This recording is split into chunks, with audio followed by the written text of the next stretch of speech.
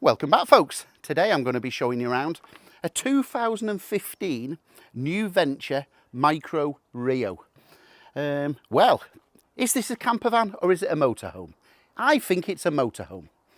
The line is a little bit blurred between the definition of a motorhome and a camper van, but generally speaking, this is a motorhome. So motorhome, the manufacturer has gone into a van supplier, cut off the front of the van. It's built onto a chassis, and the home part is a unit that is fitted onto the van part. So that's where a motorhome is that's how it's generally classified.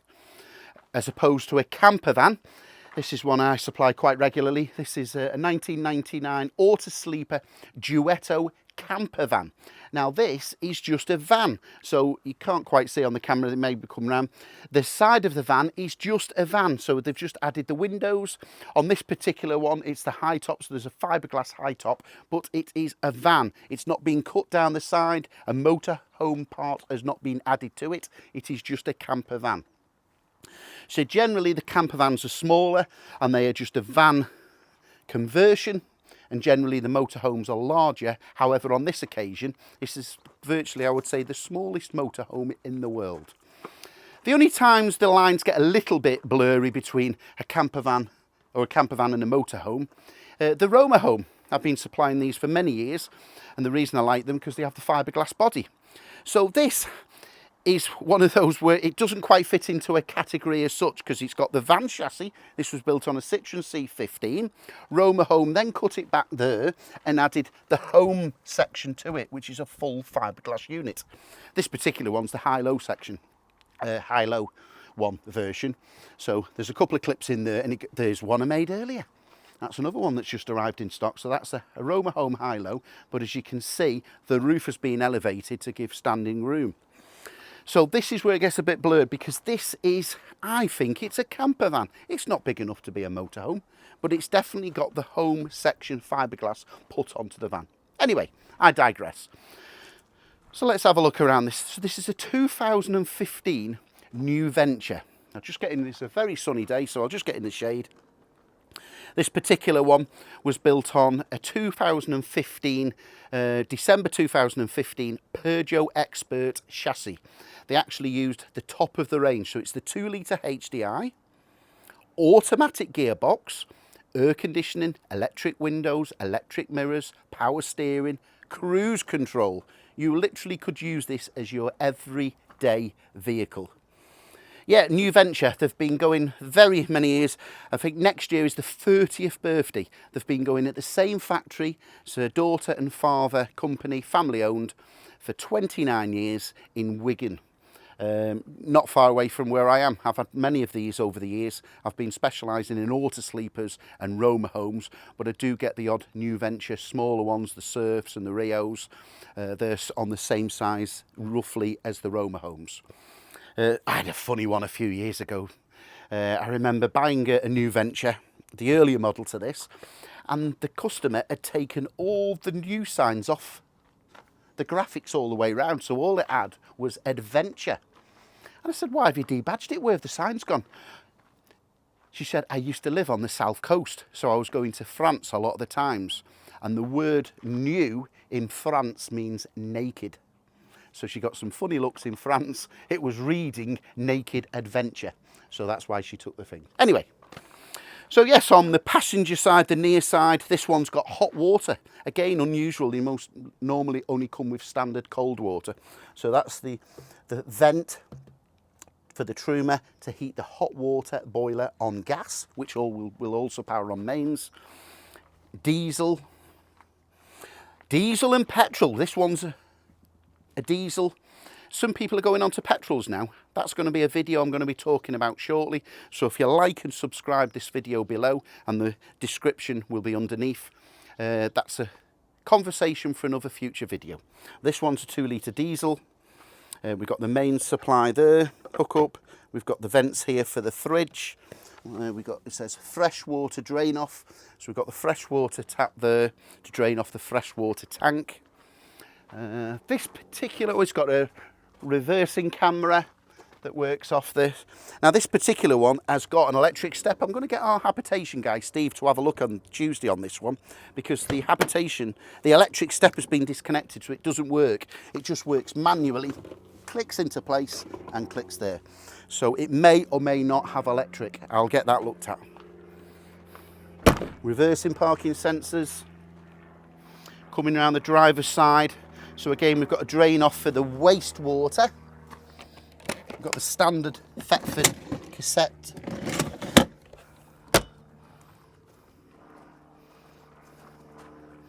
It's got onboard gas bottles. Yeah, there's a few clues when buying a motorhome, just a few tips. If somebody has had a vehicle for a long time, then generally that's a good point. It means they've liked it, they've enjoyed it, and it's done what it should have done. This particular, the last owner, retirees, they went in and bought this brand new in 2015, so they've had it for 7 years. The one and only owners. So they must have enjoyed it.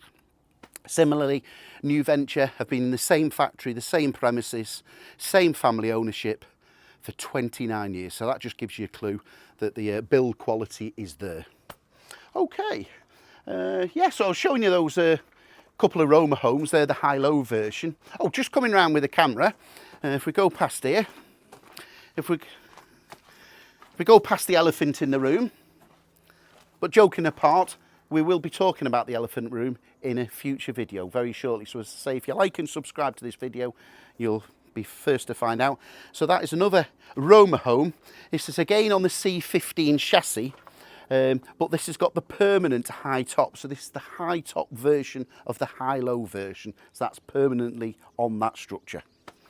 Okay, let's go for a drive. Let's go for a little drive, and then I'll take you inside, folks.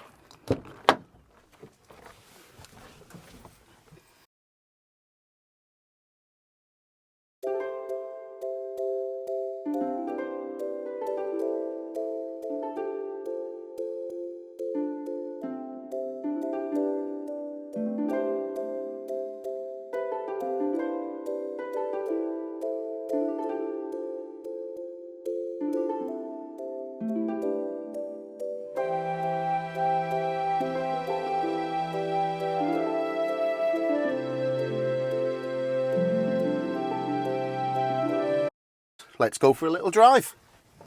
Seatbelt on. It's a warm day today, but this has got air conditioning. Very much needed today. Automatic, proper automatic gearbox. So we've just got 2 pedals on this one, folks. Stop and go. Power steering, of course. So this is based on a Peugeot Expert chassis with the 2-litre HDI engine. Very well renowned and respected, the Peugeot, for their diesel engines. In fact, I have the same engine in my own Peugeot 508 work car. Just pull the visor down. It is a sunny day, and put the... Oh, what have we got here? We've got length for measurements. I can just see it says length 5.45, so 5.5 metres for round numbers. Length rather is 5.5. Width 1.96, so we say 2 metres for round numbers, and height 2.54. So let's allow it 2.6 on the height. It is a sunny day today. We're just so yes, we've got air conditioning, and I can verify that's super fridge cold. Power steering, electric windows. Yeah, this was built on the top of the range Peugeot Expert of its day. It's even got electric mirrors, trip and computer, cruise control. Would you believe it's got cruise control? This one's covered. Now that's interesting. It's covered 19,999 miles. So I would say in a short while we're going to go to 20,000 miles. Just come round the corner. 30 mile an hour in the automatic gearbox. You can actually move it across and select the gears manually. So you've got Tiptronic if you so wish. Yeah, one of my corny catchphrases, you won't be winning any races in this camper van. Actually, I think you will be winning a race in this small motorhome. Admittedly, it might only be against another motorhome, but we'll just accelerate now. We're on the national speed. Oh yes, that's picking up quite nicely. 55, we're approaching 60, we'll just slow down. Wow, yes. So this has got the later 2 litre HDI turbo diesel in. Some of these only came with the 1.6, but this was the top of the range, so they coupled the 2 litre with the automatic gearbox. Just coming round. This just drives like a car. It's absolutely fantastic. Yeah, a single traveller or 2 travellers would just, you could cruise around Europe or use this as your everyday vehicle without no problem whatsoever. Right, we're on 19999 miles. Are we going to trip it round to 20? We must be able to do that shortly. We've even got CD player, we've got remote controls here in the steering wheel for the CD player, 12 volt supply, cup holder, 2 cup holders, multiple airbags, side airbags, front drivers as well as passenger airbag, remote central locking, and there we have it. We're just going around the corner, 20,000 miles. Literally just running for a Peugeot diesel. Okay, let's carry on and I'll show you around the outside. Okay, let's have a look inside. Opening the leisure door, it's actually got a barn door on it, so I'll just demonstrate that. So we just move this lever and then you've got the ability to have, obviously, like a barn door. Just close that now, and now that's permanently closed and will open and close properly. And we've got a blackout blind to the rear leisure door. Okay, stepping inside. Oh, it's a bit tight in here, so I'll take over the camera just shortly and I'll show you in the toilet area. So it's got a full-size toilet. It's got the swivel, standard Thetford cassette toilet, drop-down bowl with hot and cold water, vanity unit, hooks-ups, toilet roll holder, mat under the floor. Yes, a good size, which is unusual in a vehicle of this size to have a full-size toilet. And this one has got the forward-facing 3-point seat belt. I'll talk about that shortly, the seatbelt law. But on this particular one, for this year, because it's post 2006, a rear passenger is only legally allowed to travel in that seat with the seatbelt. So you could have 3 travelling seatbelts lawfully, or what a lot of times happens is the driver drives along and the passenger wants to sit at the back with a table. Okay, I'll just pass the camera back. So at the rear, on the rear corner, we've got the side kitchen, got the hot and cold water, large sink area and prep area, cupboard there for all your cutlery, 3-way fridge. So we're now on mains as we are at the moment. Let's even lighten up to show. Yes, I'm holding that and that is nice, super cold. We've also got the facility to use this on the driving battery, so it won't be the leisure battery, that'll be just when you're driving. It'll keep it cold, as well as gas. And this is the gas section. We've got, what have we got, 2, 3, 4 burner hobs.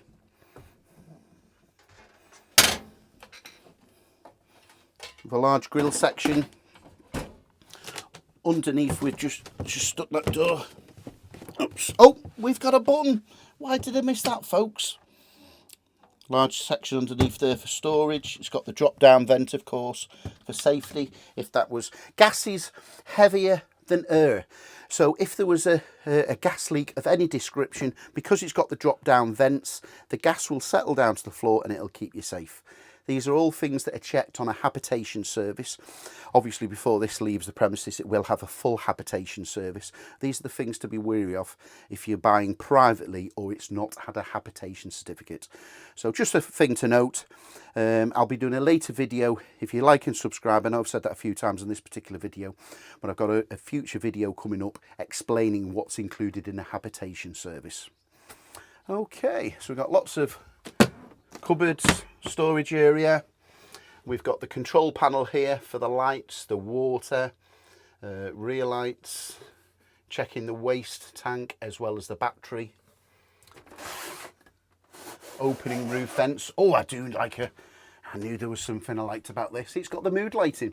So it's got touch mood lighting. So we've got the blue mood, we've got the bright LEDs and off. And that goes through, there's one above the camera there. And also at the front. Again, large roof area. So we can just put this in, get plenty of ventilation in the summer. We've got the blackout blind as well as the fly net if required. We've got, of course, the same on the sides. We've got the blackout blinds. These are foil covered on the reverse, so that's going to keep you cool in the summer. Today is very warm, and it will keep you warm in the winter. And of course, we've got the fly nets. So this particular configuration has got the side dinette. So you've got the table there, you can clearly see. You've got the two opposing seats. Wow, it is a belter of a day today in August in the United Kingdom. So these two seats can be set up like that with a side sofa. Both of these have an extender, so I've got this in the extension. It's just got a fold out section there. We put that cushion into place, and then you've got an extra long section here. So these could be set up as two single beds, or above here, we've got lots of accessories that are already included. So we've got the slats that will cover the middle section here. We've got an extra couple of fill-out cushions. I suspect they've never been used from new. They look brand new. They'll fill in there, and then you will have a large double bed. What else have we got up here? Fridge winter vents. That's the Truma to heat the hot water boiler. That's the winter vent again. High-vis jacket, that's a legal requirement if you go to Europe to carry one of those. A first aid kit. Oh, we've got a tripod. Now what this tripod is for this table, you just clip the table out and then we can put it in there, and hey presto, you'll be enjoying alfresco dining. Just put that back in there. And this also will act as the section for that side bed to be made up. Yeah, we've got everything you need in this small area. Lots of cupboards. So again, this is a post 2006 model, 2015. In the United Kingdom, 2006 the seatbelt law changed. Pre-2006, you could sit in a back of a camper completely legal as a passenger. It would obviously be sensible if there was a seatbelt fitted, you would want the passenger to be sat in that seatbelt. But if there was no seatbelts fitted, lawfully you can travel. After 2006, you have to have a forward-facing seat with a seatbelt. So this particular one has only got one. So on here it's got a sticker, these seats must not be used when the vehicle is in motion. Similarly on this seat. However, this seat, you could actually pay and have a lap belt fitted or a 3-point seat belt, and then you'd be able to carry 4 passengers. Okay, there's not much more to show you on this particular one. It's got the fitted carpet on the floor. It's got the hot water, as I say, underneath. Okay, I just had to edit the camera there. I know I'm getting hot and bothered and overheating, but the actual camera came up with a warning message, overheating. It is a hot day here in August. So I was just going to show you, yes, so the hot water is under this side sofa. So we've got a switch underneath here, and that will heat the hot water on mains electricity, and we've got a switch is hidden under here. It's a bit difficult for the camera to get to, but that will heat the hot water on gas. You've also got the leisure battery underneath there, and you've got all your your leisure battery control box, your mains fuse box there, and the water pump is at just on that side section. Yeah, so it's a lovely little compact motorhome. It's got everything you need, and probably things that you don't need are not included. It just hits a sweet spot.